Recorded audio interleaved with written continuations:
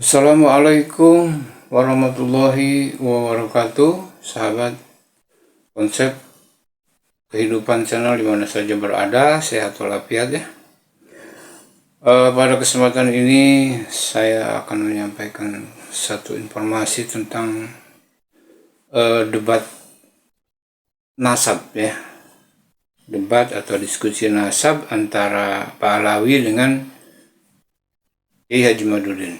Dari Pak Alawi pada kesempatan ini yaitu Muhammad Husain Al-Habsyi ya, yang mewakilinya, yang menyatakan beberapa pernyataannya, tetapi semua dibantah oleh Kiai Haji Madudin ya, dengan cukup faktual ya. Jadi Kiai Haji Madudin membantah pernyataan dari Habib Muhammad Husain itu ya.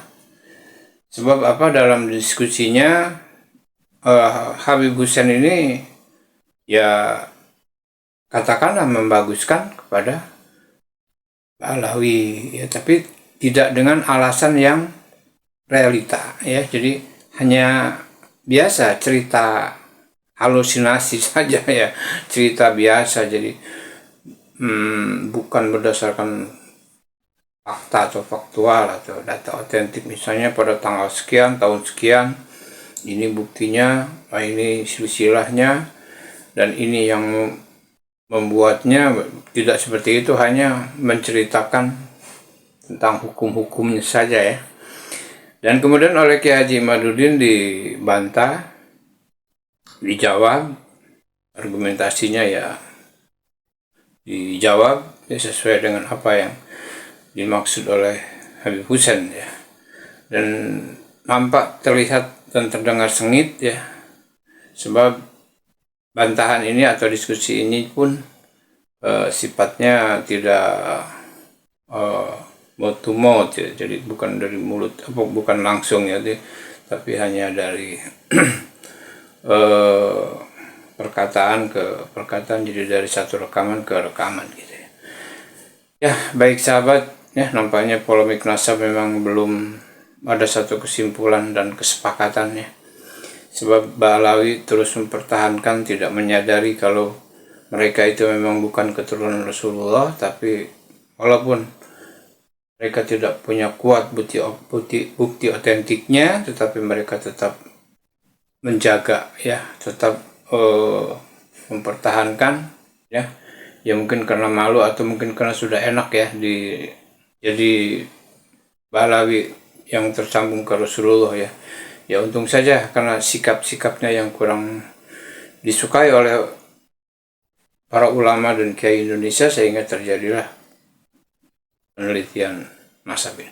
Baik sahabat, yuk kita simak saja perdebatan ini atau perbincangan ini ya, perdebatan nasab ini dengan Habib Husain dengan Kiai Haji Madudin ya, agar kita bisa lebih mengetahui dengan jelas lagi. Dan jangan lupa di subscribe dan di like. Bagi yang sudah subscribe, saya ucapkan banyak terima kasih. Mudah-mudahan Allah bukakan pintu rezeki yang seluas-luasnya, dan Allah bukakan kemudahan segala urusan, dan Allah beri umur panjang, barokah dan manfaat. Yuk kita simak saja video diskusi berikut ini. Maka dia akan mendapatkan laknatnya Allah, malaikat dan semua manusia, dan tidak akan sedikit pun diterima ibadahnya, baik ibadah yang wajib ataupun ibadah yang sunnah. Kenapa? Karena dia menasabkan diri kepada bukan orang tuanya. Contohnya nih, bukan keturunannya Gajah Mada, tapi ngaku keturunan Gajah Mada, masuk ini, bisa kena ini. Bukan keturunan Wali Songo, tapi dia ngaku keturunan Wali Songo, kena ini. Kenapa? Karena dia menasabkan diri kepada yang bukan ayahnya. Lah harus dipahami bahwasanya tentang pembahasan nasab itu ilmu pasti. Saya ke Kiai Imad. Kiai Imad kurang lebihnya bisa menangkap ya Imad ya, tentang poin-poin yang dijelaskan oleh Habib Pak Muhammad Husain tersebut. Bagaimana ya Imad? Iya, saya bisa menangkap beberapa poin dari apa yang telah disampaikan oleh Pak Alawi ini. Pak Alawi Husain ya namanya. bahwa yang pertama titik poin adalah tentang nasab itu adalah ilmu pasti. Yang kedua bahwa background dari apa yang telah disampaikan oleh Balawi ini adalah bahwa ada orang yang mengaku bernasab kepada Sunan Giri. Yang kedua adalah tentang bagaimana para Balawi rapih di dalam mengurut dan mencatat silsilah. Jadi dari apa yang telah disampaikan oleh Balawi tadi, kita dapat menarik sebuah kesimpulan. Pertama, sebenarnya yang disampaikan untuk poin pertama, yaitu tentang bahwa nasab adalah ilmu pasti, ini di situ saya setuju. Karena nasab adalah merupakan bagian dari ilmu sejarah.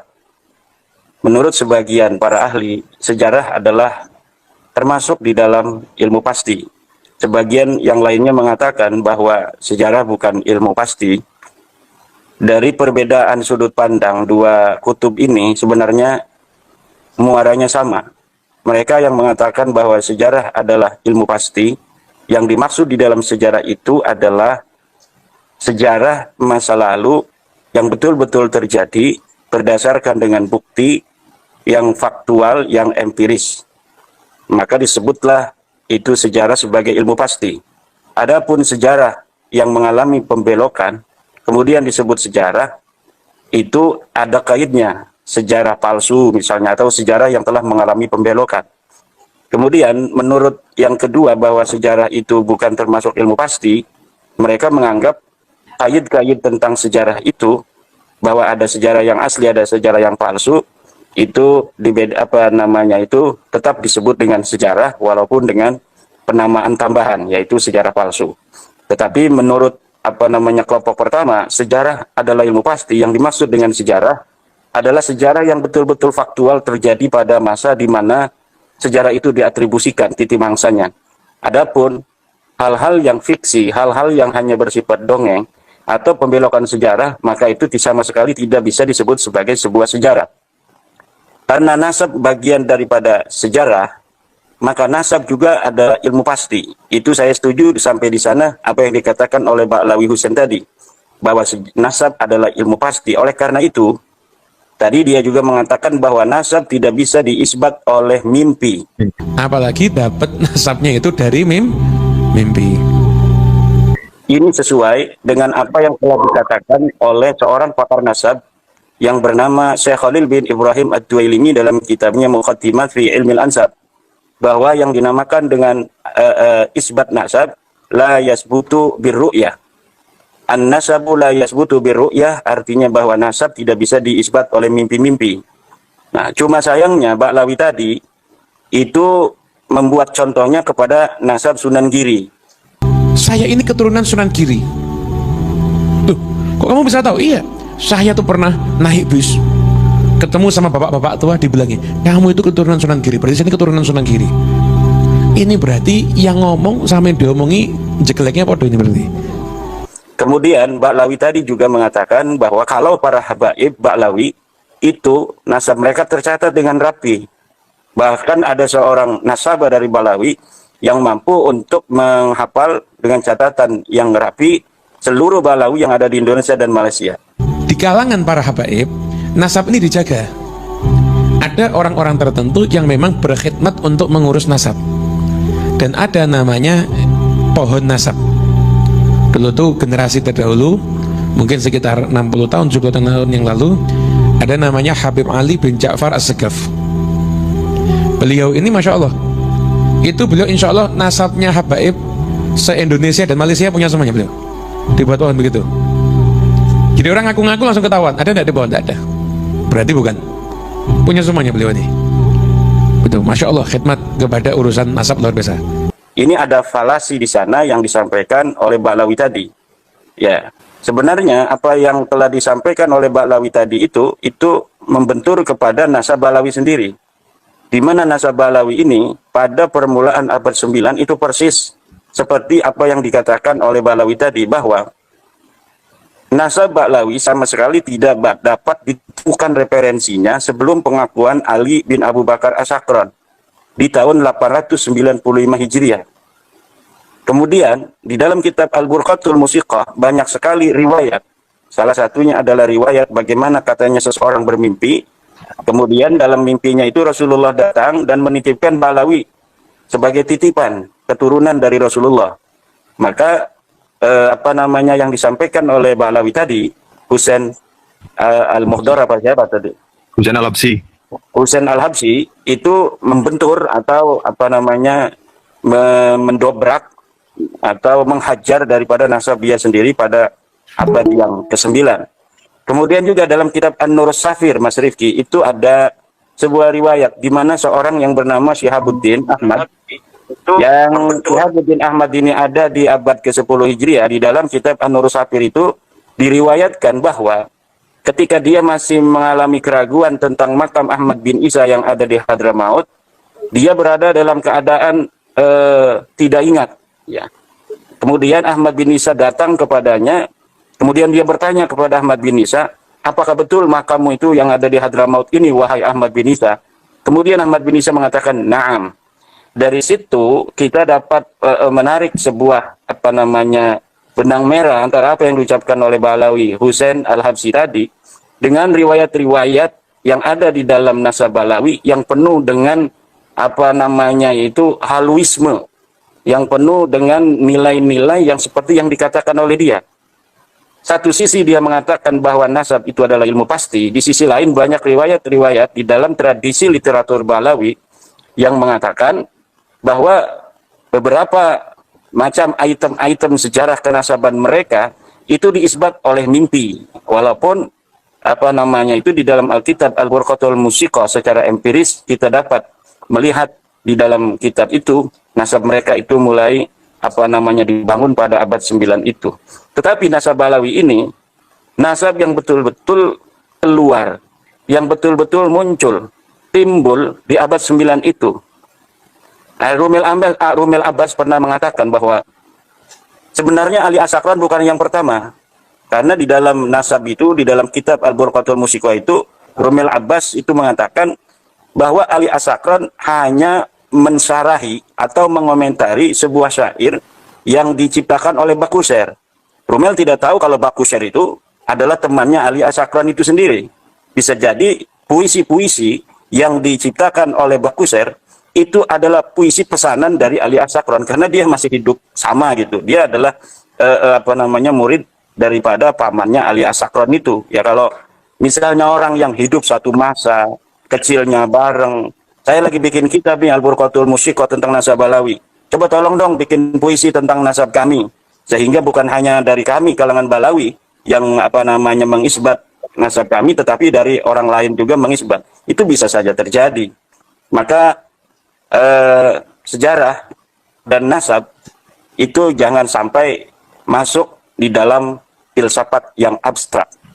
Karena sejarah dan nasab itu adalah sesuatu yang konkret, faktual, maka jangan sampai difilsafati sehingga nilai kekonkretan dan faktualnya sebuah nasab dan sejarah itu kemudian menjadi abstrak. Kadang-kadang moral sejarah itu, Mas Rifki, memang mempengaruhi manusia yang ada.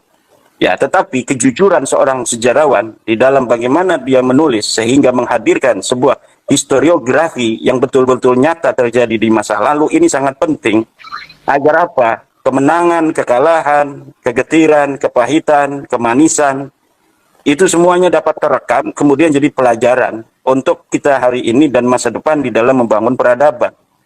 Nah, kalau umpamanya sebuah bangsa ya menulis sejarah, kemudian menulis sejarah yang sudah mempunyai nilai-nilai moral, di sana moral dimasukkan untuk kepentingan sesuatu hal misalnya, itu nilai historiografinya itu akan hilang. Kemudian dia menjadi sebuah filsafat atau sinkronisasi sejarah untuk mencapai tujuan bersama. Dan ini akan mengkaburkan posisi-posisi kesejarahan itu sendiri di masa yang akan datang. Nah, memang di suatu sisi historiografi murni sesuai dengan fakta dan kenyataan di masa lalu itu kadang-kadang bagi suatu daerah yang tidak memiliki apa namanya spirit perjuangan di masa lalu itu mungkin agak kurang bisa untuk menjadikan mereka yang hadir hidup di hari ini kemudian bisa menatap masa depan dengan penuh kebanggaan.